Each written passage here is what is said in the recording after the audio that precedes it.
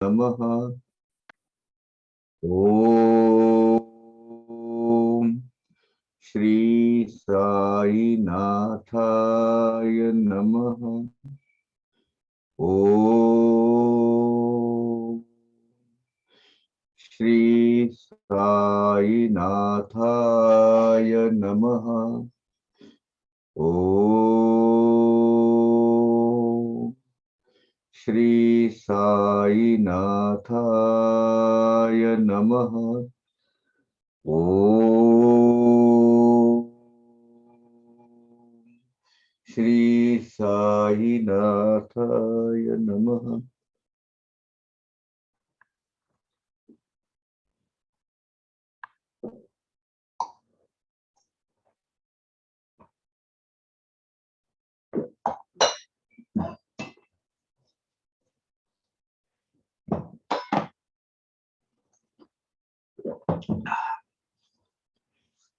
We'll start from 44. So just bring the scenario. Baba just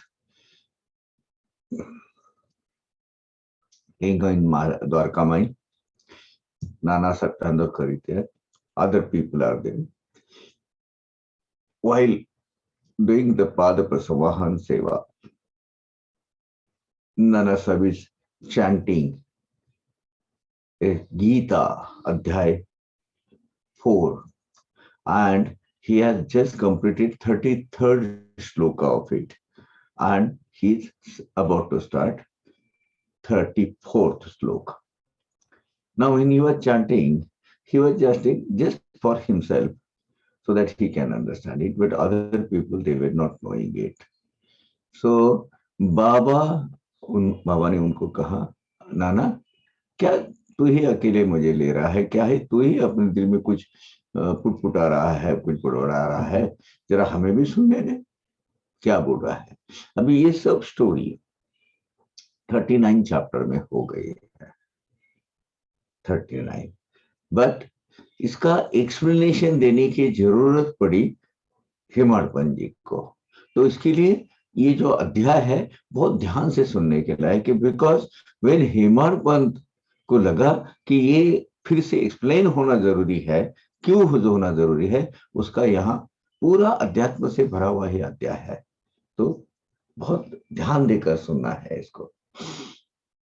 सो बाबा ने कहा, नाना क्या रे, मुंह में के अंदर ही कुछ बड़बड़ा रहा है, तो हमें जरा बता दे क्या है। असोती झाली गोलोकांची गोष्ट, परी मजसाठी बोलबा स्पष्ट, तुझा तुला तरी कळे का पाठ, पाहू दे नीट वजले जी। उसके ऊपर बाबा ने कहा, ठीक है लोगों का रहने दे, लेकिन तुझे ये इसका अर्थ स्पष्ट हुआ है कि नहीं है, तुझे वो समझ में आ रहा है कि नहीं, ये तो मुझे देखने दे। फिर 45th वो भी फिर अपने नाना साहब चांदोरकर ने वो जोर से ऊंची आवाज से बोलना चालू कर दिया उसको। मग तद्विद्धि प्रणिपातेन उच्च स्वरे हा श्लोक म्हणून दाविला नानाने प्रणिपात करुण ऐकता समाधान बाबास। और उसके बाद उन्होंने तद्विद्धि प्रणिपातेन ये श्लोक जोर से कहा। पुढे या श्लोकाचा अर्थ पुसता पूर्वाचार्य कथित अर्था यथा सांगना नाही कथिता मामा बाबांनी माथा डोलविला। लेकिन इसके फिर इनका अर्थ बोलने के लिए कहा कि क्या नाना इसका अर्थ क्या होता है, क्या मतलब होता है इसका। अब पूरा श्लोक कैसा है, तद्विद्धि प्रणिपातेन परिप्रश्नेन सेवया उपध्यक्षन्ति ते ज्ञानन ज्ञानीन तत्वदर्शिनः, ऐसा वो श्लोक है ओरिजिनल। इसका अर्थ क्या होता है नाना, तो जो भाष्यकार अब तक हुआ है, आद्य शंकराचार्य, श्रीधर स्वामी, सब लोगों ने जो इसका जो अर्थ लगाया है, उसका जो रूढ़ार्थ आनंद भास्कर गिरी, ये लोगों ने जो अर्थ लिख कर रखा है, वो अर्थ रूढ़ार्थ जो अर्थ है लोगों को जो मान्य है, वो नाना ने बताया कि भाई इसका ये अर्थ बड़े बड़े भाष्यकारों ने लिख के रखा है, तो वो मैं आपको कहता हूं। तो बाबा ने भी उस पर हा भरी, बराबर है। फिर बाबा ने उनको फिर से प्रश्न पूछा, पुनः नानास करीति प्रश्न उपद्यक्षन्ति ते ज्ञानम नाना पाहिहा तृतीय चरण करीपा मनन तयाचे। अभी इसमें 4 चरण है। तद्विद्धि प्रणिपातेन परिप्रश्नेन सेवया उपद्यक्षन्ति ते ज्ञानम ज्ञानी न तत्वदर्शिनः। अभी उसमें एक बाबा ने कहा कि नाना, इसमें जरा गौर कर तीसरे चरण पर। तीसरा चरण क्या कहता है? उपदेक्षन्ति ते ज्ञानन, उपदेक्षन्ति ते ज्ञानम। इसका ये जरा थोड़ा सा इसके ऊपर तो थोड़ा चिंतन कर। तो नाना ने अभी बाकी क्या कहना चाहते हैं वो सुना। तो त्यातिल ते अक्षरापोटी, अक्षरा पाठी, अकारार्थी अकारार्थी अवग्रहा पोटी, अज्ञान पदे अर्थ परिपाटी, होते का उपराठी पाई पा। अब इसमें क्या कहा है? उपदेक्षन्ति ते ज्ञानम। उसके वो बाबा ने कहा वो ते के पहले जरा अ लगा, ते के बाद उपदेक्षन्ति ते अज्ञानम, ऐसा बोल, ऐसा इसका अर्थ ले। वो जो अ है वो जरा थोड़ा सा साइलेंट समझ, तो इसमें साइलेंट है, उसमें ऐसा एक चिन्ह दिया जाता है साइलेंट का। तो अगर वो साइलेंट है तो उसमें वो अक्षर के पीछे वो लुप्त है, उसका अर्थ उसका स्वर में नहीं आता है। लेकिन उसमें एक कर कर देखना ना, तो उपद्यक्षन्ति ते अज्ञानम, ज्ञानम की जगह अज्ञानम, ऐसा अर्थ ले ले। और फिर से देख बड़ा, इसका अर्थ कहीं बदल तो नहीं जाता है। तो बाबा ने कहा कि ऐसा कर दे, फिर इसका पूरा अर्थ पलट जाता है कि नहीं, देख ले। अभी ये अर्थ जो है बहुत बड़े बड़े शंकरानंद, भास्कर गिरी, ज्ञानेश्वर महाराज, मधुसूदन, ऐसे श्रीधर महाराज, इन्होंने लगा के रखा है। शंकरानंद, ज्ञानेश्वर, आनंद गिरी आणि श्रीधर, मधुसूदनादि भाष्यकार करीती ज्ञान परते तुझो अर्थ। अभी शंकरानंद, ज्ञानेश्वर, आनंदगिरी, श्रीधर, मधुसूदन, या ये गीता के ऊपर 7 टीका करने वाले आद्य भाष्यकार जो है वो, बाय द वे, ये जो श्रीधर जी है, ये श्रीधर अपने श्रीपाद श्री वल्लभ बाबा के पहले अवतार, यानी दत्त प्रभु के फर्स्ट इनकारनेशन, उन्होंने उसके वो ग्रंथ में लिख कर रखा है। ये जो श्रीधर है, ये हमारे भाई है, क्या नाम इनका, राम रामराज, अब रामराज शर्मा। ये आगे चल के मध्य भारत, आगे चल के श्रीधर करके बहुत बड़े भाष्यकार हो जाएंगे। उसमें लिखा है ये श्रीधर के बारे में। तो ये जो श्रीधर, मधुसूदन, इन्होंने गीता पर बहुत टीकात्मक ग्रंथ लिखे हैं, बहुत अच्छी तरह उन्होंने, भाष्यकार है ये सब लोग। इन्होंने ज्ञान शब्द का ही अर्थ लगाया है। देखिए, ये छोटे लोग नहीं है। शंकरानंद, ज्ञानेश्वर, आनंदगिरी, श्रीधर, मधुसूदन, इन्होंने गीता का अर्थ लगाते वक्त इसको ज्ञान शब्द से ही लगाया है। अब बाबा क्या कह रहे हैं? वो ज्ञान की जगह अज्ञान लगा के रखते, और देख ले इसका अर्थ क्या होता है। तो मान्य आहे सकळी का, तैसाच आहे मजही ठाऊका, परी अवग्रहे होणारिया कौतुका, जाणून या व्यर्थ का मुकावे। अब बाबा भी देखिए, बाबा की विनम्रता। बाबा ने कहा ये सब लोग, उन्होंने भाष्य जो किया है वो अर्थ मुझे भी पता है, तूने भी जो कहा वो भी सही है, लेकिन जरा ध्यान से सुन। बाबा को संस्कृत का कितना गहरा ज्ञान था वो देख लीजिए। उन्होंने कहा कि काका, नाना, ऐसा ही उसको ज्ञान की जगह अज्ञान डाल के देख, क्या होता है देख लीजिए। उसमें से जो अर्थ प्राप्ति होती है, उसमें जो अलग से डायमेंशन मिल जाता है गीता का, वो अगर हमें उसका आनंद मिलेगा, या उसका अगर हम एक तरीके से मजा ले लेंगे वो देखकर, तो देखने क्या उसका अर्थ क्या ध्वनित होता है वो तो देख लीजिए ना। ऐसे मनोन साई कृपागन, भक्त चकोर चातका कारण, वर्षले ते बोध अमृत कन, झाले निरूपण पूर्वीच। अब इसके बाद अज्ञान के पीछे वो 39 चैप्टर में हमने पूरा देखा है कि अज्ञान के बाद बाबा ने ज्ञान का महत्व बताया और सब गया उसका, वो बाबा ने जो ज्ञान अज्ञान लगाने से ज्ञान का अज्ञान है, और बाबा ने वहां बहुत अच्छा भाष्य किया है कि भाई ज्ञान ये देने लेने का विषय ही नहीं है, ज्ञान तो स्वयं भी है।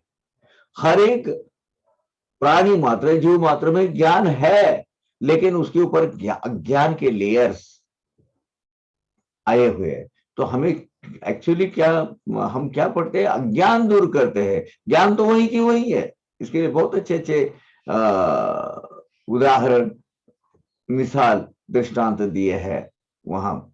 तो वो तो हो गया, वो गोदामृत हमने सुना है, लेकिन अभी वो कहने की जरूरत क्यों पड़ी, अभी सुनिएगा। परिया साई लिलेचे वाचक सर्वांशी या अर्थाचे कौतुक वाटले नाही काही साशंक राहिले आश्चर्यकारक है।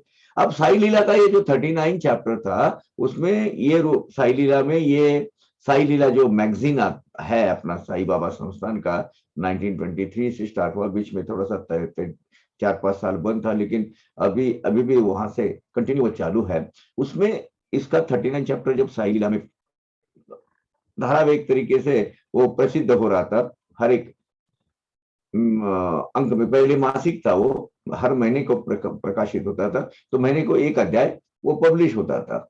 जब वो पब्लिश हुआ तो कुछ लोगों को, कुछ जो साई के भक्त है या कुछ, उनको जरा शंका आ गई, इसमें आशंकित हो गए, और इसका बड़ा आश्चर्य लगता है। ऐसा हेमाडपंत कह रहे कि भाई लोगों के दिल में ऐसी शंका क्यों आनी चाहिए। असो तयांचे समाधान जेणे होईल सप्रमाण, असा आणिक अल्प प्रयत्न करितो अज्ञान समर्थना। अब लोगों को क्या लगा है, ये नाना ने ना अपने मन में गलत बातें कुछ किए हैं, अपना संस्कृत का ज्ञान उसका बड़प्पन दिखाने के लिए वो ना बाबा के मुंह से डाल रहा है कि मेरे साथ ऐसा ऐसा हुआ। ये जरा बात हजम नहीं हो रही है, ऐसे कुछ लोगों को लगा। वो बात हेमाडपंत जी के कान तक आ गई, कानों पर वो आ गए कि यार लोग तो ऐसा ऐसा बोल रहे हैं कि ये बाबा तो कभी हाथ में पेंसिल नहीं है, स्लेट नहीं लिए, कुछ भी नहीं लिए, और उसके बाद भी उन्होंने ज्ञान का अर्थ और ऐसा ऐसा, ये तो है ना, ये सब नाना के मगज की उपज है। नाना अपना हमें कितना संस्कृत का ज्ञान है वो दिखाने के लिए सब बढ़ावा कर रहा है, ऐसा हुआ ही नहीं। जब ये बात हेमाडपंत जी के कान पर आई, तब उन्होंने ये अध्याय में 50 में इसका डिटेल एक्सप्लेनेशन फिर से करना चाहा, और वो अभी स्टार्ट हो रहा है।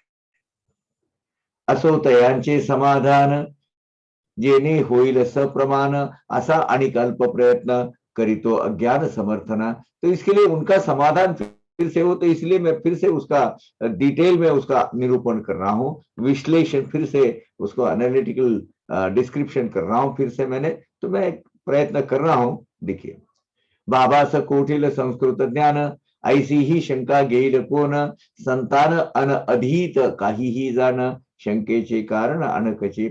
अब बाबा को संस्कृत का ज्ञान नहीं था, ऐसा ऐसी आशंका कुशंका कुछ पाठकों के मन में आना स्वाभाविक है, ऐसा आ भी हो गई होगी। लेकिन एक याद रखिएगा, संतों को अज्ञात ऐसा कुछ भी नहीं रहता है, सब कुछ मालूम रहता है उनको। संतों की अलौकिक और पारलौकिक जो शक्ति है, सामर्थ्य है, वो उनसे कुछ भी छुपा नहीं रहता है।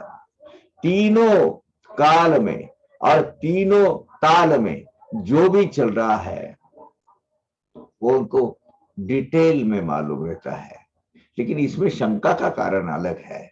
वो क्या है, शंकेचे कारण अनेकचे, शंका का कारण क्या है वो सुनिए। अहो एकेन ज्ञातेन सर्वैहि विज्ञातम भवति प्रमाण, कोणान मान्य है श्रुति वचन ते अपरोक्ष ज्ञान साईस। अरे भाई, जो परमात्मा परमेश्वर का डिटेल्ड ज्ञान, यानी अर्थात ब्रह्म ज्ञान जिसको प्राप्त हुआ होता है, उसको इस पृथ्वी तल पर, इस विश्व में इस जग में कुछ भी अज्ञात नहीं रहता है।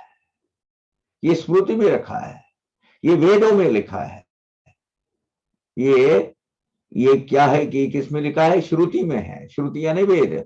अब वेदों में ये वचन है, सबको पता है कि जिसको ब्रह्म ज्ञान प्राप्त है उसको सब कुछ पता है। और बाबा तो ब्रह्म ज्ञानी है।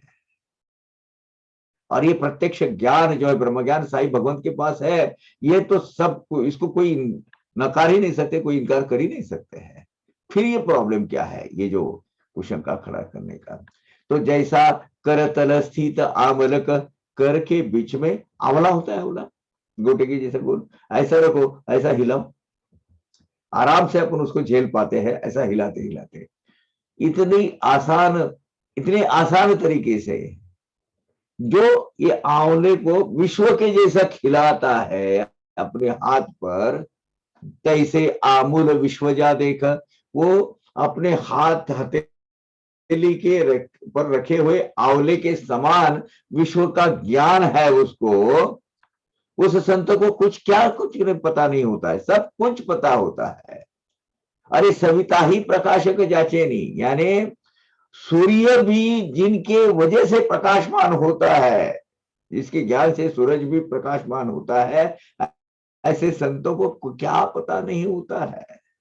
सब कुछ पता होता है। फिर ये आशंका किस बात की?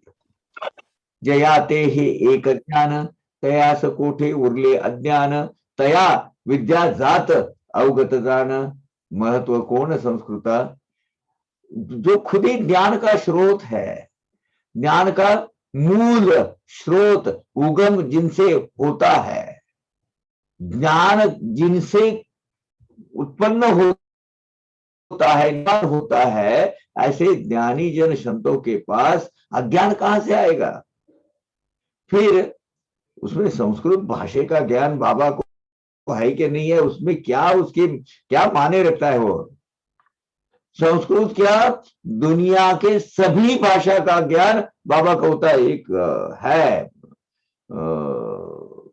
ये किताब में है, इसमें एक बार बाबा ने इसमें, हाँ इसमें भी है, और अब्दुल बाबा की पोथी है उसमें भी है कि ये विश्व की में अलग अलग लैंग्वेजेस में जो संत महात्मा पैदा हुए उसका नाम बाबा ने बताया है। उसमें हिब्रू संस्कृति के, मेसोपोटामियन संस्कृति के, सब वेस्टर्न संस्कृति के सब लोगों के नाम बाबा ने बताया है। उसमें संस्कृत की क्या बात है? हर एक इसमें, मैं उसमें तो कुछ ऐसी है, मेसोपोटामियन संस्कृति जो तो इजिप्ट में जो पनप गई थी, उसके अंदर जो संत मंडली हो गई थी उनके भी नाम बाबा ने बताया है। हिब्रू लैंग्वेज, हिब्रू के ही लैंग्वेज में जो लोग है, हिब्रू संस्कृति के, उसमें भी हिब्रू यानी जो इजरायली लोग है वो कहते हैं इजराइल, वो उसमें भी मिस्र, इजराइल, ये जो लोग है इनके भी उदाहरण बाबा ने दिए हुए हैं। तो फिर ऐसी शंका बाबा के बारे में आना तो नामुमकिन है। फिर हुआ क्या? असो या लीलेचे काही वाचक, ये साई लीला मैगजीन के जो मराठी और हिंदी में इंग्लिश में आता था, उसके कुछ जो को पाठक जो है, जो पढ़ने वाले हैं, वो कहते हैं म्हणती नाना अप्रामाणिक, त्याचा हा स्वकल्प कपोल कल्पित अप्रयोजक अज्ञान व्यंजक अवग्रह। उनका कहना था कि ये सब नाना के मगज की उपज है, अपने दिल से कुछ भी अपना ठोक रहा है, नाना बाबा के ऊपर, बाबा के मुंह से निकला ऐसा कह रहा है। ऐसे साई लीला में जैसे वो ये 39 चैप्टर पब्लिश हुआ, तब कुछ लोगों ने ये टीका टिप्पणी चालू कर दी। ये नाना है ना, नाना अप्रामाणिक है, यानी ही इज नॉट फेथफुल। उसने अपने ही दिल की एक कुछ मनगढ़ंत बात बना दी है, एक संस्कृत का ज्ञान मुझे कितना ये दिखाने के लिए, और अज्ञान ज्ञान की जगह अज्ञान ये विग्रह अवग्रह लगाने के बाद क्या होता है, ये जो डिस्कशन किया है ना, ये उसकी विद्वत्ता और बड़प्पन दिखाने के लिए है। बाकी इसमें तो ऐसा तो कुछ है ही नहीं। अरे भाई शंकरानंद भास्कर गिरी, मधुसूदन, श्रीधर, ज्ञानेश्वर माउली, इन्होंने जो लिखा है वो हम उसको कैसे इनकार कर सकते हैं। नाना अपना कुछ भी कह रहा है, ये जो बात है ये अपना अपनी अकल दिखा रहा है सबको। अब कुछ लोग होते हैं भाई ऐसा, क्या बोल सकते हैं, होता है। अब अगले लास्ट वीक में मुझे आदमी ये बोला, उसने भावार्थ साई सचरी देखा था किधर, मेरे कोई कोई चाहने वाला कोई लेके जा रहा था, तो उसने देखा, वो भी साई भक्त कहलाते हैं आपको, वो देखते हैं, अरे साई चरित बोले इतना है, ये भावार्थ साई चरित तो इतने बड़े दो है। तो उन्होंने बोला नहीं नहीं बहुत डिटेल में लिखा हुआ है। तो आलोचना की उन्होंने, क्या समझने का है साई से चरित में, समझने के लायक है क्या उसमें। साई से चरित में तो रोज पढ़ता हूँ, उसमें क्या है, सब कुछ तो समझ में आता है। तो वो ठीक है, वो मेरे बारे में कुछ कहा होगा, उसको वो पसंद नहीं आया। फिर उनके दोनों के लास्ट वीक की बात है, तो फिर उन्होंने कहा कि एक का बात कीजिए, आपको लगता है कि आपको समझता है, जरा ये दो पढ़ के देखिए, फिर आपको कितना समझता है वो आपको समझेगा। और उसने वो मुझे बताया, बोला छोड़ दे, तुझे लगता है कि इस साई सचरित का गहरा अर्थ समझना चाहिए, इसलिए तूने भावार्थ साई सचरित लिया, उसकी समझ वहां तक है, उसको छोड़ दो, खत्म। ऐसा होता है, आज भी होता था, उस वक्त भी होता था। अब नाना साहब चांदोरकर जैसे भक्त श्रेष्ठ को बारे में भी कुशंका लेने वाले लोग थे उस वक्त। नसताचे अवग्रह केला प्रस्थापित, ज्ञानाचे जागी अज्ञान काढित, ऐसा काहीतरी विपरीत लावित ते अर्थ गीतेचा। ये जो ना फलतू के झमेले में पड़ रहा है नाना, ज्ञान की जगह अज्ञान लगा रहा है। अरे इतने बड़े अभ्यास के बाद ये बड़े बड़े भाष्यकारों ने जो उसका मतितार्थ निकाला है, उसका बहुत उल्टा अर्थ, विपर्यस अर्थ निकालने की कोशिश नाना कर रहा है। और ये जरा थोड़ा सा उसका असफल प्रयत्न लग रहा है, मजा नहीं आ रहा है उसमें। होते थे लोग, डिस्कशन करता था। परिपाहता वस्तुस्थिती विचार करिता सूक्ष्म चित्ती साई लीला एकूण चत्वारिशती काही न विसंगति कथित। लेकिन मुझे लगता है ना, हेमाड़ पंत जी कह रहे, हेमाड़ पंत जी इतना न्याय प्रिय प्राणी मैंने आज तक कभी नहीं देखा। बाबा के पूरे दरबार में नीर क्षीर, दूध का दूध और पानी का पानी करने वाला आदमी, उसको कभी भी उसकी माइंड कभी भी पोल्यूट नहीं हुआ। हिमाड़ पंत जी का जो अपना जो विचारधारा है उस पर कभी भी वो डटे रहे, टस के मस कभी नहीं हुए। शुद्ध वार्ता, शुद्ध विचारधारा का आदमी, न्याय प्रिय। तो उनको ये बात जरा खटक गई दिल में, तो उन्होंने इसके ऊपर लिखना चाहा, और उसका फलस्वरूप ये 50th चैप्टर है। क्या कह रहे हैं ना हेमंत पंत जी, आप सूक्ष्म लेवल पर, बड़े माइक्रो लेवल पर, आत्मचिंतन के लेवल पर आप अगर सोचेंगे, तो उसमें ये 39 जो चैप्टर है उसमें गलत तो ऐसा कुछ लिखा नहीं है। उसमें उल्टा सुल्टा कुछ अर्थ निकल गया है ऐसा तो कुछ लगता नहीं है। तो फर्दर वो एक्सप्लेनेशन दे रहा है, सुनिए उसका। असो तो कोणाच्या काहीही कल्पना, प्रामाणिक व अप्रामाणिक नाना परितयानी केलेली या कथना वृथा वल्गना ना म्हणावे। तो ये उनकी हिमाकत करने वाले है, उनका समर्थन करने वाले हैं हेमाड पंत नाना साहब का। क्या कहे भैया, नाना ऑनेस्ट है या डिसऑनेस्ट है, यहां बात उसका सवाल ही पैदा नहीं होता। नाना ने जो कथन किया है, नाना ने जो इस कथा को कथन किया है, ये फिजूल का या व्यर्थ है ऐसा मुझे नहीं लगता। इसके ऊपर शंका नाना के ऊपर लेना है, ठीक है, आप नाना के ऊपर उसकी जो हेतु है, उसका उद्देश्य, उसके ऊपर ही शंका ले रहे हैं, उसको अप्रामाणिक यानी डिसऑनेस्ट कह रहे हैं, ठीक है, उसमें कोई कुछ भी कहे, उसमें क्या फर्क क्या पड़ता है, दैट इज देयर पर्सपेक्टिव। तो लेकिन ये जो कथा है ये व्यर्थ नहीं है, कैसे? सोडून या नानाचा द्वेष, वाचकी न होत वाचकी न होता विकारवश, दूर सारिता दृष्टीचे दोष, दिशेश दिशेल अशेष निर्दोष। अब नाना साहब चांदोरकर जी के बारे में उनका व्यक्तिगत रोष, व्यक्तिगत द्वेष, पर्सनैलिटी क्लैशेस ये अपन छोड़ देते हैं पात्र में। उनके बारे में कोई द्वेष भाव मत्सर भाव न करते हैं, वो छोड़ दीजिए। उसको आपका नाना साहब पर्सनली पसंद नहीं है, व्यक्तिगत रीत्या मुझे पसंद नहीं है, ठीक है, मत रहने दो, बाजू में रखो।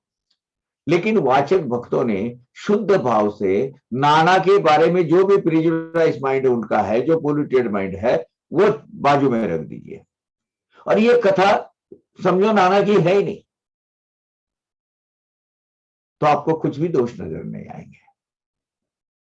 जो पढ़ने वाले, जो साई लीला मासिक मैगजीन पढ़ने वाले, जो वो भी ज्ञानी हो सकता है।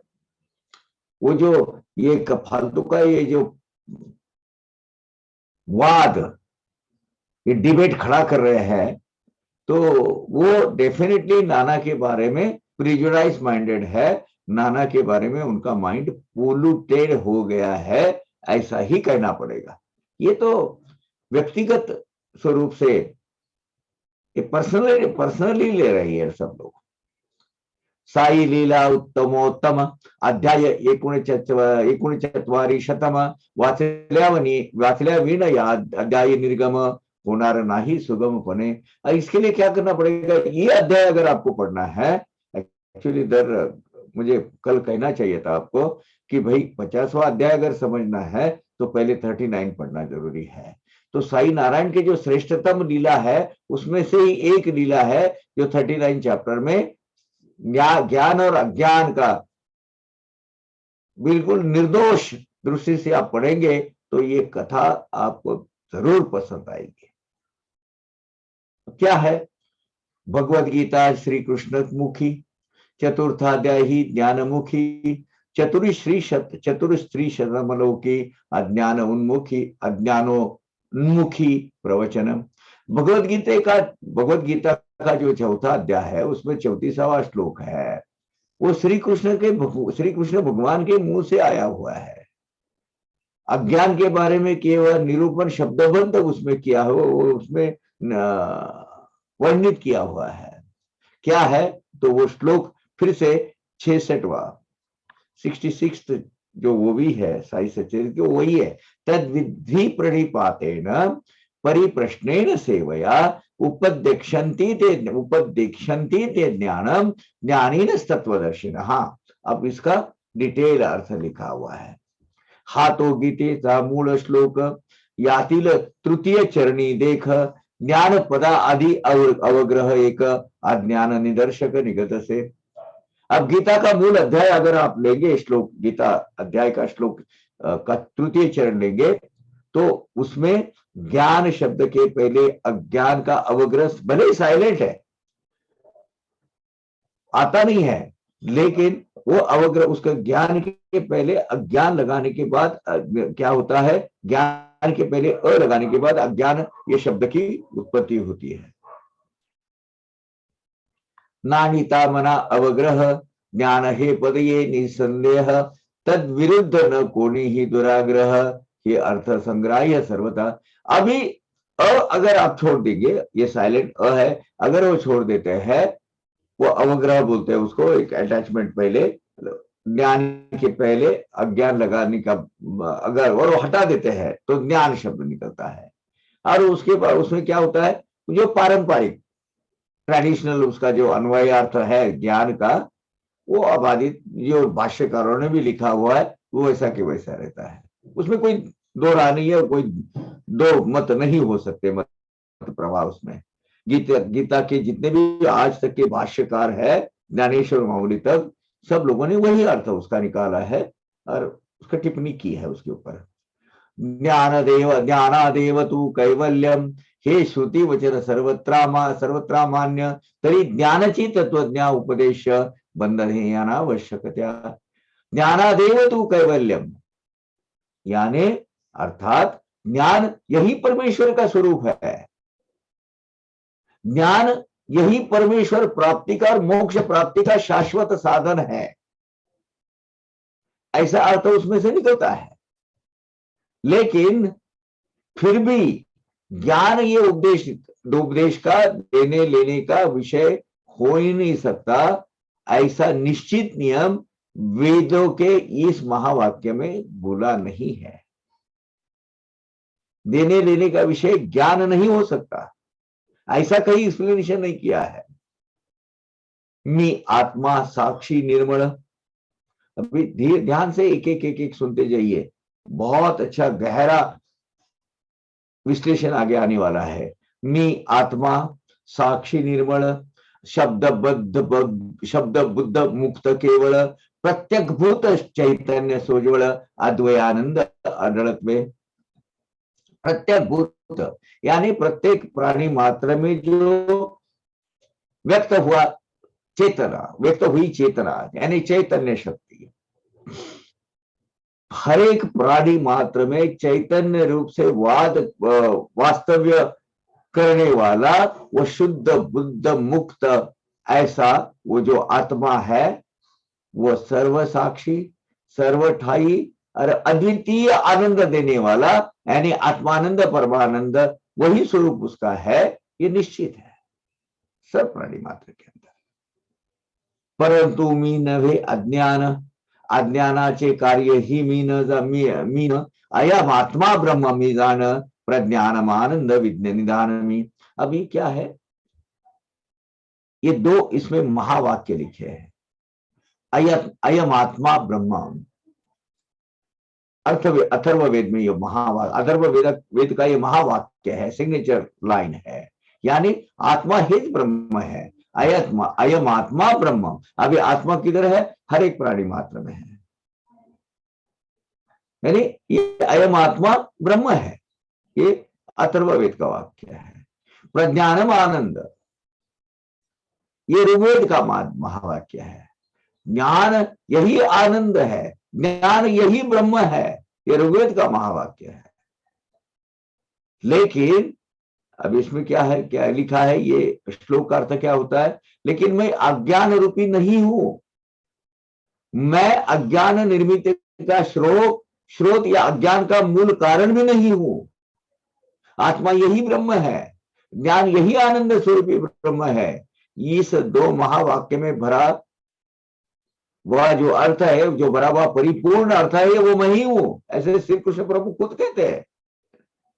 अहम ब्रह्मास्मि नित्य स्फुरन, शुद्ध विद्या हे जान, मी पापी अभागी दैवहीन, या वृत्तीची खान अविद्या।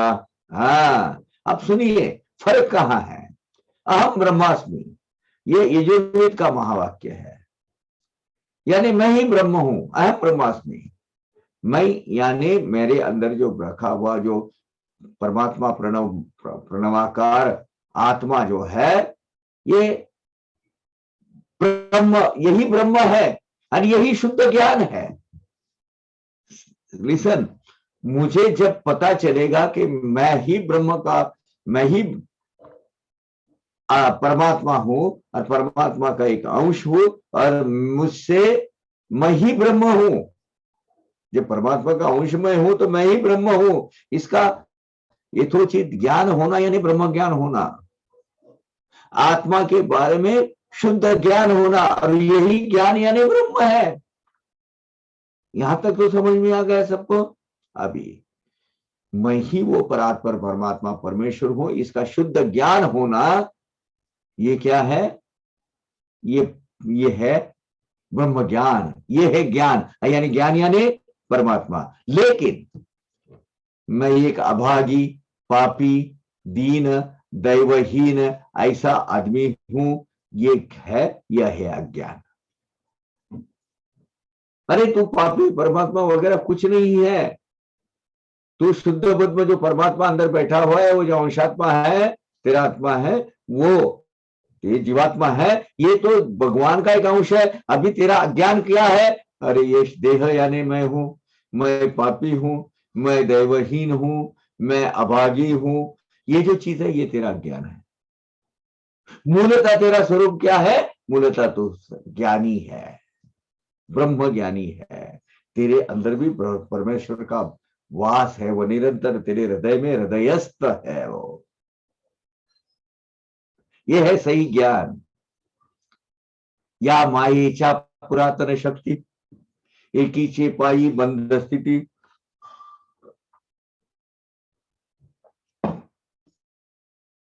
तुझी पासाव बंध निर्मुक्ति, या जीवाप्रति अनादि। अभी ये विद्या और अविद्या, ये भगवान के पास से जो निर्माण हुई माया, माया शक्ति है, इसके दो रूप है। भगवान के अस्तित्व से जो माया प्रकट हुई और माया से ये प्रकृति जो दृश्य जात तैयार हुआ, ये दुनिया का जो खेला चालू हो गया, ये माया के दो स्वरूप है। उसमें विद्या भी है और अविद्या भी है। ये अविद्या की वजह से जीव मात्र कर्म बंधन के फेरे में अटक जाता है। और जो विद्या शक्ति है, जो विद्या आती है, विद्या ने ज्ञान आता है, उसे ये जीव मात्र ये कर्म बंधन के फेरे से निकल जाता है। अविद्या से उसके हाथों से अकर्म, गलत कर्म, कुकर्म होते हैं और उसके लिए वो कर्म बंधों के फेरे में अटक जाता है, शिकंजे में आ जाता है। लेकिन जब उसकी विद्या यानी जो ज्ञान प्राप्त होता है, तो ये कर्म बंधों के फेरे से मुक्त होने का मास्टर की उसके हाथ में आता है। ये दोनों भी शक्ति है, ये दोनों शक्ति अनादि अनंत है, क्योंकि ये दोनों भी शक्ति भगवंत के ही दोनों भाग है, दोनों अविभाज्य भाग है, अनसेपरेबल पार्ट है। ये देखिए, नाम रूपाचा सकळ भ्रम, तो हा तो अवघा माया संभ्रम, अनिर्वचनीय माया परम, मोठी दुर्गम तरावया। अभी जो विविध रूप में नाम रूप अंग आकार इससे व्यक्त हुई ये जो सृष्टि है, ये प्रकृति है, ये माये का दृश्य जात ऐसा खेला है। इससे प्ले, माया की शक्ति, उसका सामर्थ्य बहुत अगाध और महान है। माया का वर्णन नहीं कर सकते, क्योंकि परमेश्वर अस्तित्व से वो निकली हुई शक्ति है, और ये माया का वर्णन नहीं कर सकते। और ये मोह माया जो है, ये या इसके जरिए जो हम प्रवास करते हैं, आत्मा का प्रवास होता है, तो बहुत बहुत ही कठिन है, बहुत ही दुस्तर है। उसे सही का झेलना, माया को झेलना और माया के अलग शक्ति से बाहर, शिकंजे से बाहर आना बहुत कठिन काम है, बहुत अड़चन वाला काम है। अनेक तरह के संकट उसमें आते हैं। कल्पनेचे जे जे स्फुरण, ते मायेचे निवास स्थान, बद्ध मुक्त स्थितीचे जनन, कल्पने मधुन निश्चित। अभी माया जो है, ये माया भगवान के कल्पना से क्रिएट हुई। क्या जरूरत थी भगवान को ये सब कुछ करने की? ये मोह माया सृष्टि से अच्छे थे हम, भगवान के अस्तित्व में थे, अब मोह माया के बंधन और इसमें से इस चक्कर में फेरे में आ गए। तो ये भगवान की एक कल्पना है, अरे कल्पना से ये मोह माया निर्माण हुई। माया शक्ति का उगम भगवान के कल्पना शक्ति से हुआ है। बस एक खेला रचाया। हम जैसे दिल में आता है कुछ, अपने मन में विचार करते, कल्पना रहते हैं, आज मैं फला फला राजा की महारानी अगर ऐसी होती तो क्या होता, मैं आज अगर नरेंद्र मोदी तो होता तो क्या होता है। ऐसे गुलगुले ख्याली पुलाव खाने वाले होता है।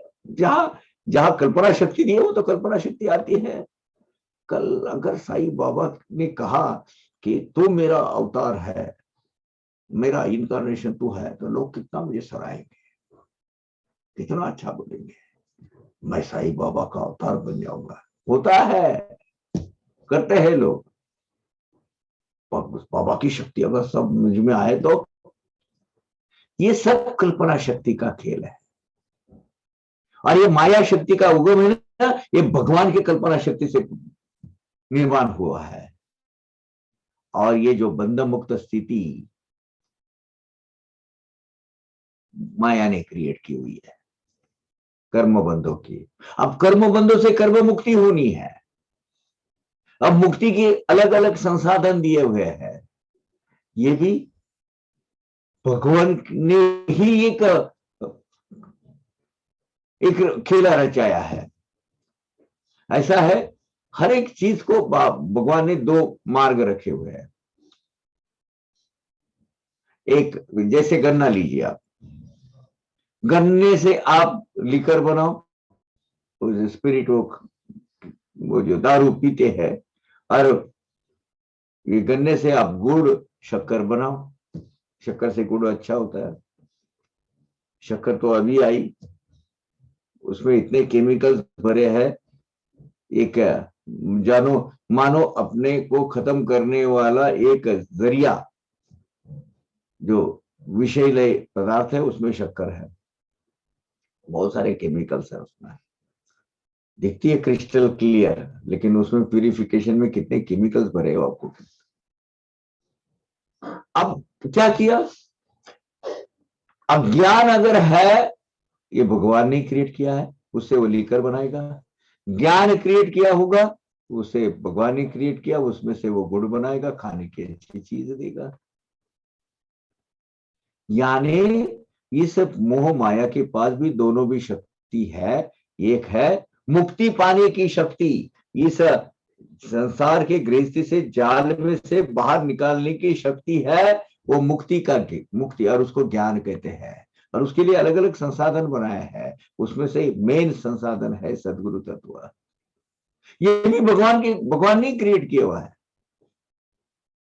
भटके हुए राही को सही रास्ता दिखाने के लिए भगवान ने ही सदगुरु की निर्मित की है, और उसको इतने ऑटोनॉमस पावर देके रह गए हैं, ब्रह्मा विष्णु महेश, और उनके ऊपर चौथा एक उनके पास गुण है, वो है कारुण्य भाव। यानी मोह माया के गर्त में जो आने वाला बंध मुक्त स्थिति है वो माया ही है, और उसमें से बाहर निकालने का जो मार्ग है वो ज्ञान यथोचित न्याय, उसमें ज्ञान शक्ति है, वो भी माया ही है। शांति से सुनिएगा, इसको समझ लीजिएगा कि क्या चीज क्या है। ज्ञानादेव तू कैवल्यम अबाधित हे श्रुति प्रमय, परिण होता पाप कर्म क्षय, ज्ञानाचा उदय अशक्त। फिर वो दोनों भी यहाँ अशक्य, यानी फिर भी दोनों ही यहाँ है। अब कैसे है, अब एक दूसरे को कैसे आते हैं अपने जीवन में, वो देखिए। ज्ञानादेव तू कैवल्यम, ये वेद वचन है, श्रुति का वचन है, और एक यूनिवर्सल ट्रूथ है।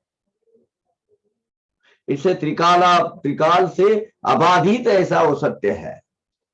लेकिन कर्म और कर्म बंध के सिद्धांत के अनुरूप जितने पाप कर्म है उसका नाश होने के बजाय, वो होने के सिवाय ज्ञान का उदय नहीं होता है।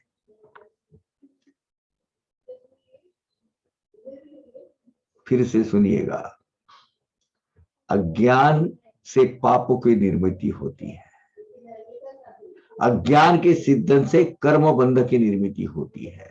अज्ञान की वजह से घर गृहस्थी के जो मागुति जनन मागुति मरण जो है वो स्थिति निर्मित होती है।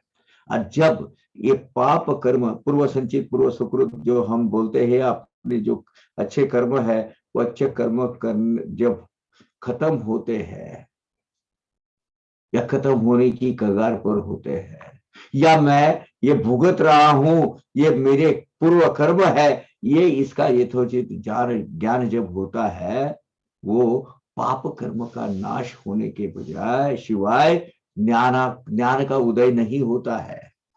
जब उद्धार काल आता है ना, तभी उसको ये ज्ञान प्राप्त होना। आज हम ये जो साई सच्चरित पढ़ रहे हैं, तो ज्ञान का भंडार है, ये 50th चैप्टर उसी का है। और अपने जीवन में ये योग आया है, ये किसकी वजह से आया है? करेक्ट, पाप जयांचे विले गेले, जिनके पाप कर्म खत्म हो गए हैं, ऐसे जो पुण्यात्मा वहिले, ऐसे जो पुण्यात्मा है वही मेरा भजन कर पा रहे हैं, वही मेरा सही स्वरूप जानने की कोशिश कर रहे हैं और उनको जानना चाहिए, ऐसा लग रहा है। ये उद्धार काल की स्थिति है। साई सच्चरित पढ़ने की, उसका डीप में अर्थ सुनकर लेने की जो जिज्ञासा उत्पन्न होती है, ये जो भी 20-25 लोग हैं, ये उद्धार काल आया है इनका नजदीक। उनके पाप कर्म होंगे, लेकिन उसका यथोचित अर्थ उनको समझ में आया है, ये मेरा क्रिएशन है। अब मुझे इसके आगे नए गड्ढे मेरे जीवन में नहीं डाल रहे हैं। साईं बाबा ने साई सच्चरित में कहा है, ये शाश्वत ज्ञान, ये भी प्रकृति की ही देन है, क्योंकि प्रकृति अल्टीमेटली भगवान से क्रिएट हुई है। पाप कर्मों का नाश होने के बजाय ज्ञान की उत्पत्ति नहीं होती है। भगवान का सही अस्तित्व, ज्ञानादेवा तू कैवल्यम, ज्ञानादेव तू कल्पन्यम, कैवल्यम, यानी तू ही ज्ञान है। लेकिन ये ज्ञान भी, यानी भगवान का सही स्वरूप समझने का जो प्रोसेस है, वो भी तो वही तो ज्ञान है। जया बाणले शुद्ध ज्ञान, संकल्पे त्यास त्यागिले जाण, तया नाही मायेचे बंधन, विकारास्थान ते नवे। अब जिसको शुद्ध शाश्वत ज्ञान प्राप्त हुआ है, वहां संकल्प विकल्प को कोई स्थान नहीं मिलता, कल्पनाओं को, भड़कने वाली कल्पनाओं को कोई स्थान नहीं मिलता। ज्ञानवंत जो विरक्त होता है, उसको माये का, मोह माये की कोई बंधन कुछ नहीं कर सकता। वो विरक्त जो है, वो षड विकार के परे गया हुआ होता है। स्थिति कहां है?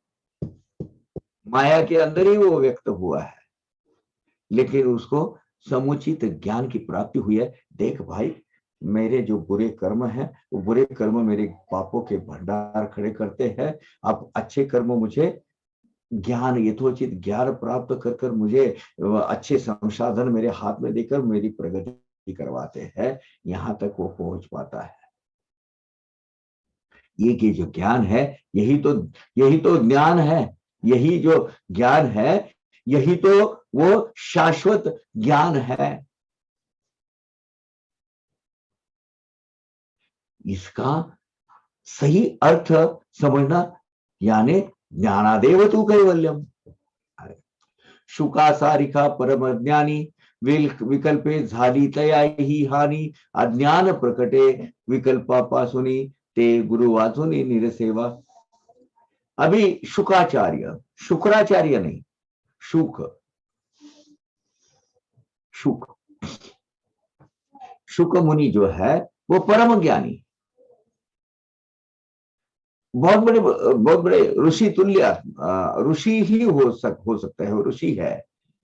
वो भी संकल्प विकल्प के चपेटे में, पिंजरे में अटक गए थे, और वो जो है, उसका जो मूल स्रोत है अज्ञान है। अब ये क्या कथा है? धार्मिक कथा है ये।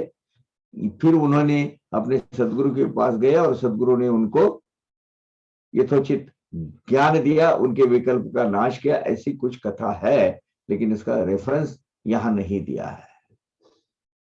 सदगुरु कृपा के सिवाय शुक, वो भी उसमें गए थे। प्रवेशता विकल्प ज्ञानी, कोई अज्ञानी आही अभिमानी, विटे कांजी चाथे बेदुधानी, होत से घाणी दुग्धाची। सुन लीजिए इसको पहले फिर से। प्रवेशता विकल्प ज्ञानी, कोई अज्ञानी आही अभिमानी, विटे कांजी चाथे बेदुधानी, होत से घाणी दुग्धाची। अब ज्ञान जो है, ज्ञानी आदमी प्राप्त, उसमें थोड़ा सा भी विकल्प आ गया तो ज्ञान का सत्यानाश हो जाता है। वो ज्ञानी आदमी को अभिमानी बना देता है। ज्ञान में थोड़े से विकल्प आ गए, मुझे सिखाता है, मैं जान, तू नहीं जानता मैं कौन हूं, हो गया। मैं कौन हूं, ये जब जानता है इसका मतलब वो खुद को जानता नहीं है, एंड उसके लिए उसका दुराभिमान आ गया, उसका ज्ञान के अंदर कचरा गिर गया। जैसे दूध से भरा हुआ बड़ा पात्र है और उसमें आप थोड़ा सा दही, विरजन बोलते हैं उसको, दही या कुछ डालो तो पूरा दूध क्या हो जाता है, अपना खुद का वो जो फॉर्म है भूल जाता है उसको। एक बस चंद कुछ वो फर्मेंटेशन क्रिया होती है उसके ऊपर और वो दही में बदल जाता है। दूध के भरे हुए इतने बड़े तपेला पतेला जो भी है, हंडा है, गागर है, उसमें खट्टा एक छोटा सा इतना भी आप डालो, इतना सा एक एक एक बूंद डालो, क्या होता है, पूरा दूध अपना अस्तित्व खो बैठता है और धीरे धीरे खट्टा बनते बनते पूरा दही बन जाता है। ठीक इसी तरह ज्ञानी आदमी, ज्ञानवंत आदमी, उसके अंतरंग में एक छोटा सा जर्म विकल्प का गया तो उसका पूरा अंतरंग विकारों से भर जाता है। फिर से क्या हो जाता है, फिर से विकारों से भर जाता है।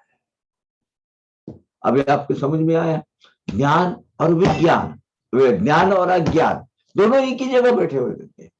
थोड़ा सा भी, बहुत ज्ञानी है, सब मालूम है कि ये सब विश्व का खेला है, उसका सब समझ में आया उसमें, लेकिन जरा सा भी अज्ञान रूपी असंकल्प का विकल्प उसके दिल में आ गया, जैसे इतना बड़ा दूध का तपेला, वो पतेला जो भंडा है, वो जो हंडा है, वो इतने से बूंद पे खराब कर देता है, वैसा एक विकार, एक मतलब विकल्प उसके दिल में यहां आ गया। वो ज्ञानी जो आत्मा ज्ञानी रहता नहीं, वो विकार से वो नष्ट हो जाता है।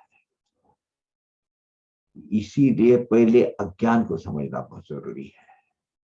ये अध्याय में फिर से आपको बोलता हूं, ध्यान से शांति से सुनिएगा, इसमें बहुत अच्छी प्रोसेस लिखी हुई है। इसीलिए पहले अज्ञान को समझ लेना जरूरी है। ज्ञान तो अपनी जगह है, मनोनि अज्ञान समझावे आदि तन्निरासे मन शुद्धि होता तो प्रकटेल ज्ञान निर्वधि अभेद समाधि पलाधेल। यहाँ इसीलिए पहले ज्ञान न मत समझिए, पहले अज्ञान को समझ लीजिए। मेरे में क्या अज्ञान भरा है वो पहले समझ लीजिए। ये अज्ञान निकल जाएगा तो शुद्ध मन हो गया, शुद्ध मन हो गया तो ज्ञान तो वही है, ज्ञान तो प्रकट होना है। वही अच्छा खासा सोना है, सोने के ऊपर बहुत सारे डर्ट डस्ट के लेयर बैठे हुए हैं, तो हमें पहले क्या करना है, क्या कहां से वो सोने का स्वरूप समझेगा, पहले उसको क्लीन करना है। ये जो क्लीननेस है, वो जो ऊपर के डर्ट है, ये तो अज्ञान है, तो ज्ञान के पहले अज्ञान को समझना जरूरी है भाई। जब आपको अज्ञान निकल जाएगा तो ज्ञान की समाधि तो लगनी ही लगनी है ना। तो सबसे पहले समझने में क्या लेना है, हमें ज्ञान नहीं प्राप्त करना है, अज्ञान को, अज्ञान का स्वरूप समझना है। अज्ञान दूर हो गए तो ज्ञान तो वही है, हम ज्ञानी नहीं होते हैं। निरवधि यानी अमर्याद, जो अमर्याद, जो असम स्वयंभू है, वो खुद प्रकट होता है। वो जो ज्ञान है ना, वो तो प्रकट हो ही जाना है। तो पहले अज्ञान को समझ लेना और अज्ञान को दूर करना है। 5 मिनट की हम यहाँ विश्रांति लेते हैं, अवकाश लेते हैं। 1 मिनट। हाँ, जया द्रव्य वैभव ध्यान विषय सेवनी अतृप्त मन श्री पुत्रांचे अखंड चिंतन तयांचे ज्ञान अज्ञानचे। अब देखिए क्या होता है, बहुत अच्छा एक्सप्लेन दिया है इसमें। अभी जिसको रात दिन पैसा कमाने की, द्रव्य कमाने की लालसा है और मुझे वैभव सत्ता प्राप्त होने का ध्यास लगा हुआ है, जिसका मन हमेशा विषयों से भरा पड़ा है। क्या साला माल जा रहा है रास्ते से, हाँ ऐसे अगर मुझे मिल जाए तो। विषय, जिसका विषय सुख में जिसका रममान होती है, उसी में वो अतृप्त रहता है।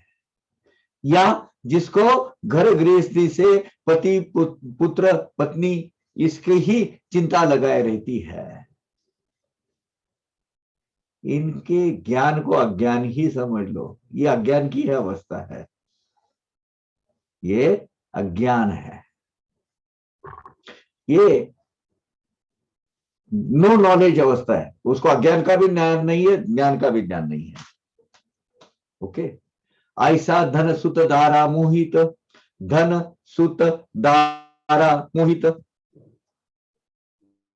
सुत यानी पुत्र, दारा यानी पत्नी, धन यानी धन, धन सुत दारा मोहित, ज्ञानी अस्ता नेने निज हित, म्हणोनी जोवर भक्ती विरहित, अज्ञान अवृत्त ज्ञान त्याचे। समझ लीजिए मंजू जी, ये इस पे ख्याल रखना। अभी ऐसे धन पत्नी पुत्र संपत्ति के घेरे में जो ज्ञानी होकर उसको जो जानता है कि ये सब है ना, ये मोह माया का फिरा है, मोह माया का चक्कर है, मुझे इसमें से बाहर गिरना है, लेकिन इसमें अपना शाश्वत सुख नहीं है, अपना निज हित किसमें है, उसको समझता है ये सब पिंजरा है मेरे लिए जी। लेकिन शाश्वत सुख किसमें है, इसका भान, इसका ज्ञान उसको नहीं है, तो वो भक्तिहीन ज्ञानी अज्ञान से ही गिरा हुआ है, अज्ञान से ही ग्रस्त है वो।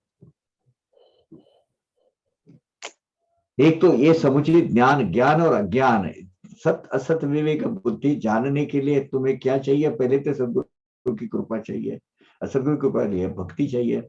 ये आदमी उसको जानता है भक्ति के हिसाब से, ये ज्ञानवंत जानता है, उसको ये मालूम है कि ये खड़ा है, गधा है, आगे गधे की मालिका आगे खड़ी है, लेकिन उसकी घेरा हुआ है, धीरे धीरे धीरे धीरे इससे बाहर गिरना है। जीवजात अज्ञान युक्त,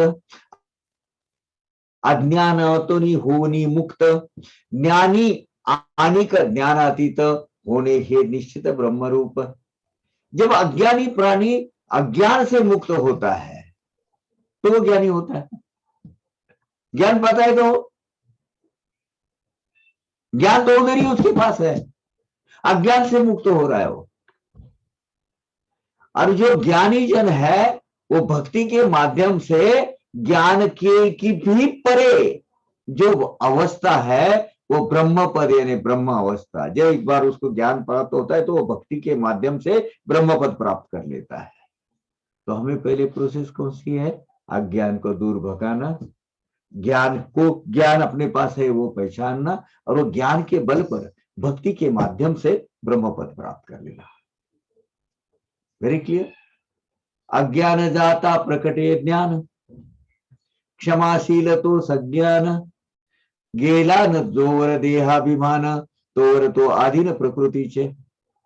जब तक ये देहाभिमान रूपी अज्ञान जाता नहीं है, जब तक वो जीव प्रकृति के अधीन है, मोह माये के फेरे में भटक रहा है,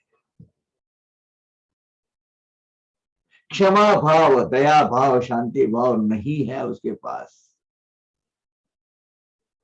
जो क्षमा भाव रखता है वह ज्ञानी होता है। हम क्या करते हैं? प्रतिशोध की भावना रखते हैं। हमारे जीवन में क्या क्या पहले हुआ वो उसका बराबर ब्यौरा रखते हैं, बराबर उसका स्टॉक रखते हैं, और समय आने पर उसको प्रतिशोध की भावना से उसको बदला लेने की। और ये आग रहती है अंदर, ये आग है ना, ये आग अज्ञान है। इसको इस तरीके से देखिए, इसने मुझे इस वक्त मेरे इसमें ऐसा ऐसा सताया था, शायद मैंने अगले पहले जन्म में कुछ मैंने उसका किया था, इसलिए उसने मुझे सताया है। अभी उसको छोड़ देते हैं, वो चैप्टर क्लोज कर देते हैं। भगवान उसे माफ करे, भगवान मुझे भी माफ करे, खत्म करे, चैप्टर क्लोज। लेकिन ये बदले की और प्रतिशोध की भावना हमें यहाँ वो फाइल हमेशा ओपन रखती है, नहीं नहीं, अलग अलग अलग हथकंडे ढूंढते रहती है। ये क्षमा भाव जिस दिन आप जाएंगे उस दिन से ये आग बुझ जाएगी, प्रतिशोध प्रतिशोध की भावना निकल जाएगी, वो आदमी ज्ञानवंत होता है। जो अभी जो ये जो क्या बोलते हैं सत्संगी है, जो मुमुक्षु जीव यहाँ जो भी 30 35 20 25 लोग जो खड़े हैं, उसमें पहले एक सोचना, जिस दिन ये जो भावना है प्रतिशोध की, बदले की, या किसी के प्रति नाराजगी की भावना, यह जब तक कि आप उसको अपने दिल से उखाड़ कर फेंक नहीं देते और उसको क्षमा नहीं करते हैं, तब तक आपकी प्रगति नहीं होगी। वो तो अपना काम कर गया, एक पर्टिकुलर अवस्था में आपके साथ ऐसा ऐसा बर्ताव उसने किया, वो अपना काम किया, लेकिन आपकी पूरी जिंदगी खराब कर दी। किसकी वजह से? क्योंकि आपने वो यहां रखा। जिस दिन आसान नहीं है, I know it is not आसान, लेकिन वो जब निकाल पाओगे तब आप एक शुद्ध बुद्ध आत्मा। अरे देखिए जीसस क्राइस्ट को क्रूसीफाई करने के वक्त खड़े हैं, यहां कीला ठोके जा रहा है, यहां कीला ठोके जा रहा है, पर भगवान जीसस ने प्रार्थना किया की है, O God forgive them, they don't know what they are doing. उनके अज्ञान को माफ कर दे देवा। जो मेरे साथ अभी हो रहा है उनको सबको माफ कर दे। कितना बड़ा, अरे यहाँ किला ठोके जा रहा है, लुसन यातना देखिए, यहाँ मारा जा रहा है, पैर को मारे जा रहा है, वो जीवात्मा बोल रहा है वो परमात्मा ही है जीसस प्रभु, वो तो बात सही है, लेकिन देखिए हाइट ऑफ द क्षमाशीलता, O God forgive them, they don't know what they are doing. ब्रह्म ज्ञानी भगवान का अवतार, उसकी क्षमाशीलता हम पर लाना चाहिए।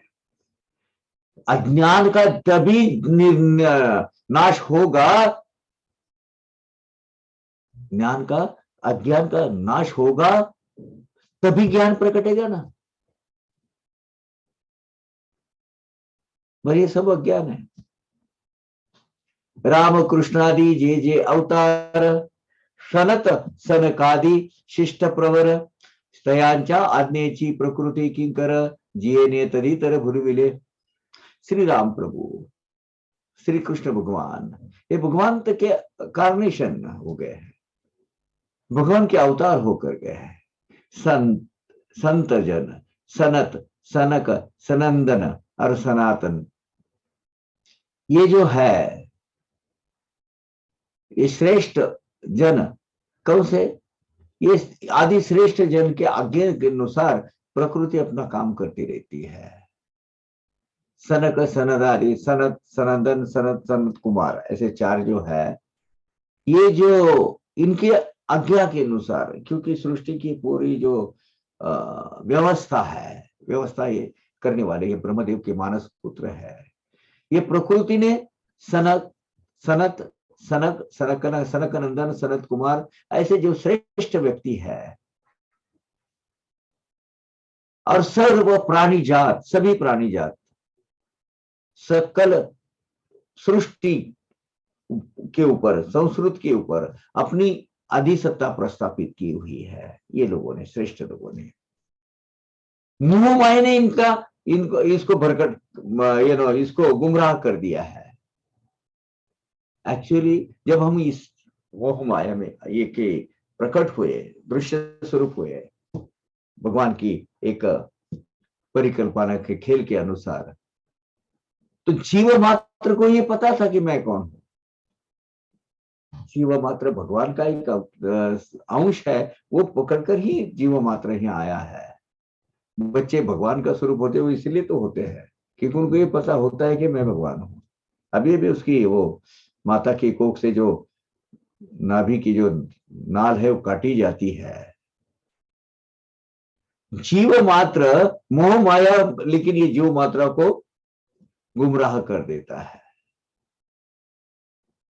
हृदयस्थ अस्था सर्वाभूति कोणी नीने स्वरूप स्थिति ऐसी या मायेची अतर्क स्थिति आवरण शक्ति अगाध। इतना प्रभाव और इतनी शक्तिशाली है ना ये माया, हर एक के हृदय में बैठने वाला और हृदयस्थ परमात्मा उसकी पहचान नहीं करने देती। अपने आप का स्वरूप क्या है? अयम आत्मा ब्रह्मम अहम ब्रह्मास्मि प्रज्ञानम आनंदम, ये मेरा सही स्वरूप है।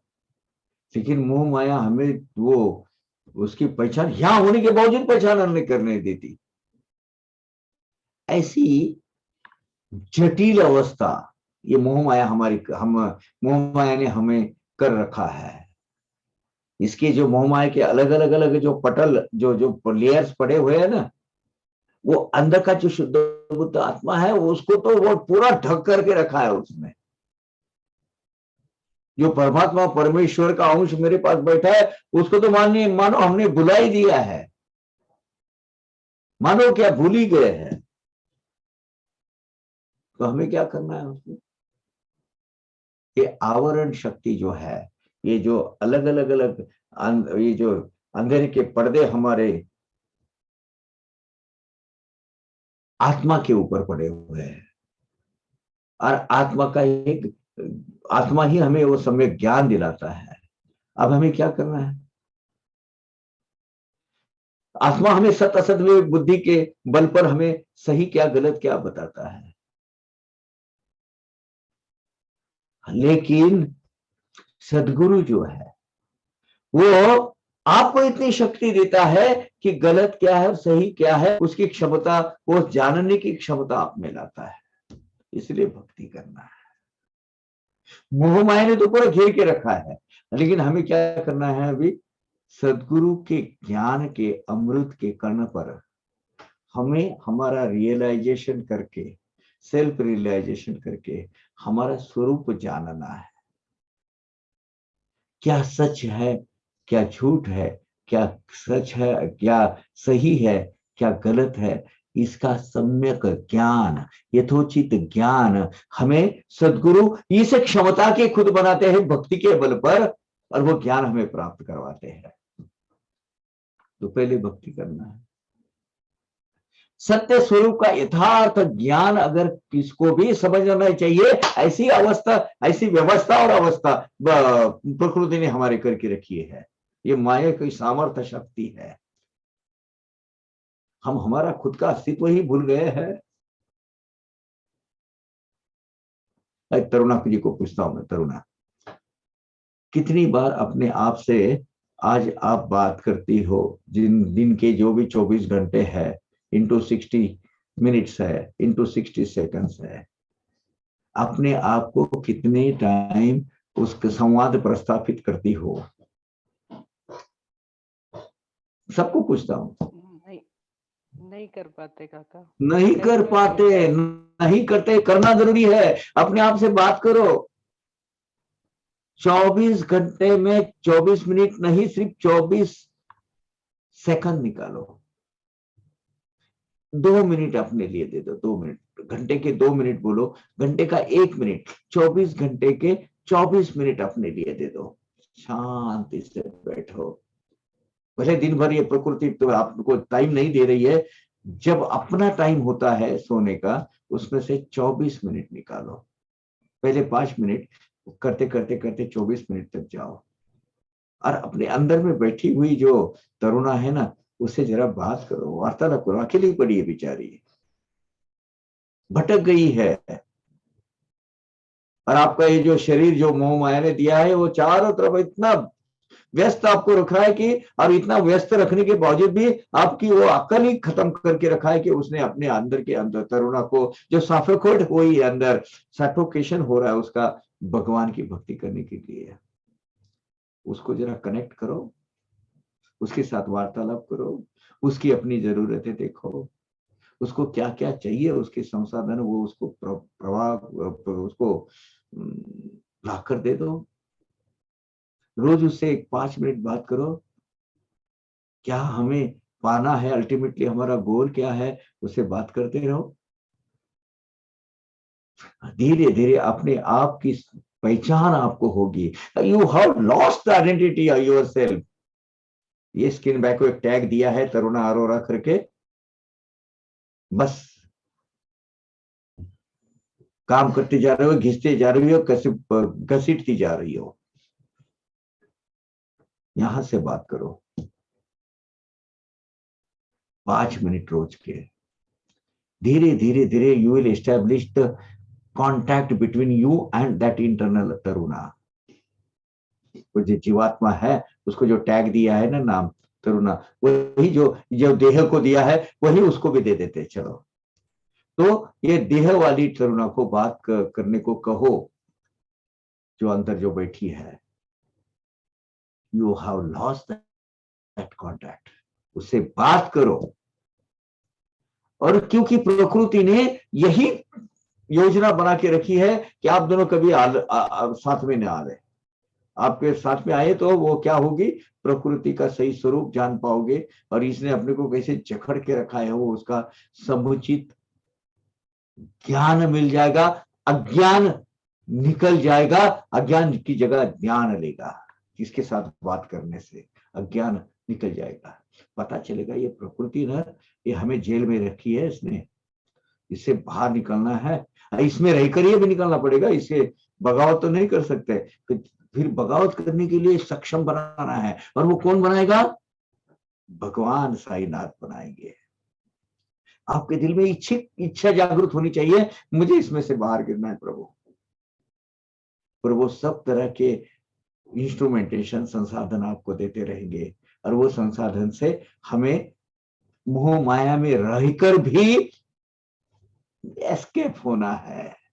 जिस दिन एस्केप होगा उस दिन ज्ञान का प्रकाश, वो उजाला आपके जीवन में आ जाएगा। माया का जो आवरण है, माया का जो लेयर है, बहुत शक्तिशाली है, वो बहुत सामर्थ्यवान है, वो अगाध है। हाँ, वो जल्दी ये होने नहीं देगा। भरकस प्रयत्न करने पड़ेंगे, इसको भरपूर प्रयत्न करने पड़ेंगे। और वो प्रयत्न से धीरे धीरे धीरे धीरे ये यहाँ ना वो जो हक का आत्मा है उसके साथ आपका संवाद एस्टैब्लिश हो जाएगा। ये करो, ये करो। तरी मी करता मीची भोगता, सोडल्या विनही खोटी अहंता, तया हृदयस्था शरण न निकता, निज निर्मुक्तता लाभे ना। यही मैंने अभी आपको कहा है। मैं ही करता हूं, मैं भोगता हूं, मैं कुछ मन का मालिक हूं, सब कुछ है। यस, आई एम पावर काका, आई डू एनीथिंग। ये वृथा अभिमान है, ये झूठा झूठा भ्रम है। ये भ्रम छोड़कर सबके हृदय में बैठने वाला, वस्ती करने वाला हृदयस्थ परमात्मा परमापरात्पर, उसको शरण जाइए, उसके साथ बात कीजिए, उसके साथ कनेक्ट हो जाइए। ये होने के सिवाय मोह माया ने घिरे हुए वेरियस लेयर से अंदर लिपटा हुआ ये जो जीवात्मा है, इसको मुक्ति नहीं मिलने वाली। निज निर्मुक्तता लाभे ना, वो अपने को मुक्ति ही नहीं मिलेगी। और इसके लिए संसाधन चाहिए। अब वो संसाधन कौन से है, नित्य अनित्य वस्तु विवेचन।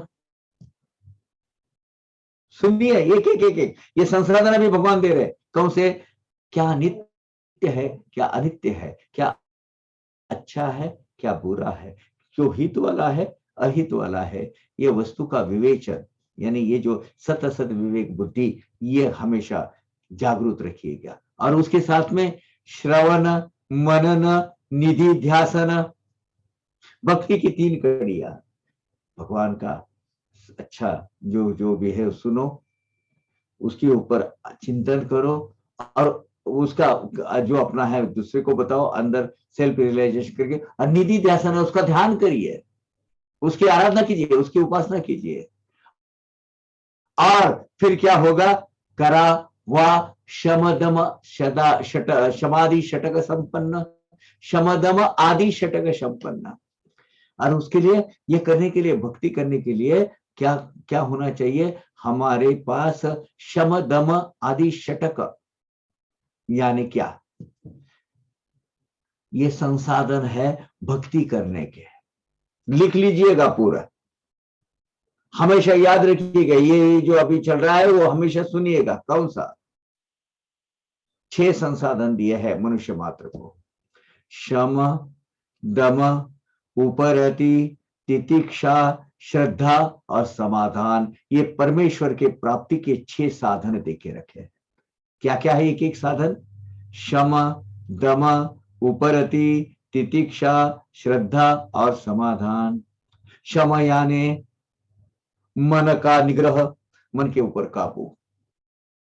दम यानी इंद्रिय का निग्रह, मन जो आज्ञा देता है, सब कृति प्रवण करता है, सब इंद्रिया पर काबू पाना। उपरति यानी पूरी तरीके से विरक्ति, षड विकारों से, इच्छा से, आकांक्षा से, इससे ये जो है ना, ये जो ज्ञानेन्द्रिय ज्ञान विकार खड़े करते हैं, शब्द रूप रस गंध स्पर्श, इसके ऊपर से जो विकार खड़े करते हैं उसको बंद करने का। किसी अच्छी सुंदर ललना का अगर स्पर्श हुआ तो प्रफुल्लित होना बंद होना चाहिए। वो माया है। वो कौन है? वो माता है, वो बहन है, या इस तरीके से भावना के देखो, वो कंट्रोल हो जाएगी। शम दम बहुत बड़ी चीज है, मनोनिग्रह और इंद्रिय निग्रह। उपरति यानी विरक्ति, षड विकारों से, सब आकांक्षाओं से, लोभ की भावनाओं से, सबसे विरक्ति। और सबसे अहम भाव जो बाबा बताते हैं वो है तितिक्षा। सहते रहो, सबूर, अपना ये जो भी है भोगते रहो और सबूरी रखो। सोशिक यानी जो हम जितना भी सहन करने की जो शक्ति है, वो शक्ति भक्ति के बल पर बढ़ाते रहो। और दूसरा क्या लिखा है? श्रद्धा और सबूरी। देखा, ये भगवान को प्राप्त करने के 2 साधन है, तितिक्षा और श्रद्धा। तितिक्षा यानी सबूरी। तितिक्षा का दूसरा अर्थ प्रतीक्षा भी हो सकता है। करते रहो। और श्रद्धा से आस्तिक बुद्धि रखो, भगवान के ऊपर पूरा अटूट भरोसा रखो, श्रद्धा। और उसके बाद जो आखिरी का है वो समाधान, चित्त शांति, शंका निवृत्ति, सम्मति, एकाग्रता, आत्मचिंतन और कनेक्टिंग, जोड़ना। मुझे लगता है आज अपन यहां खत्म करते हैं। इस चीज पर आप हर एक पूरा हफ्ता इस पर मनन कीजिएगा। ये संसाधन है 6, ये साधन देके रखे हैं भगवान ने हमको। शम, दम, उपरति, तितिक्षा, श्रद्धा और समाधान। इस माध्यम से हमें क्या करना है? श्रवण मनन निधिध्यासन करा हुआ शम दमादि षटक संपन्न। और उसमें आखिरी में ये आप उसका करेंगे अभी 88 का, तेने से निवर्तन अज्ञाना। इसी से अज्ञान निकल जाएगा। ये साधन है जो अपने अंग को अपने अस्तित्व से अज्ञान के पटल निकाल देंगे बाहर, और वो शुद्ध प्यूरिफिकेशन प्रोसेस शुरू कर देंगे। मुझे लगता है कुछ प्रगति हो गई होगी। थोड़ा सा कुछ लोगों को टिमटिमाता होगा, कुछ लोगों को अच्छा प्रकाश करो, कुछ लोगों में थोड़ा सा जा रहा आ रहा होगा। लेकिन ये अज्ञान निकालना है, और इसमें बहुत अच्छी तरीके से ये बताया हुआ है। हमें नाशवंत क्या है, चिरंतन क्या है, सत असत विवेक बुद्धि के बल पर हमें जान लेना है। संत कथा श्रवण करनी है, उसके ऊपर चिंतन करना है, अभ्यास करना है, और शम दम आदि भक्ति के साधनों, ये 6 साधन दिए, उसके द्वारा हमारे अंदर के अज्ञान का निवारण करना है, दूर सारना है, उसको नष्ट करना है। 5 मिनट हम आपसे लेते हैं।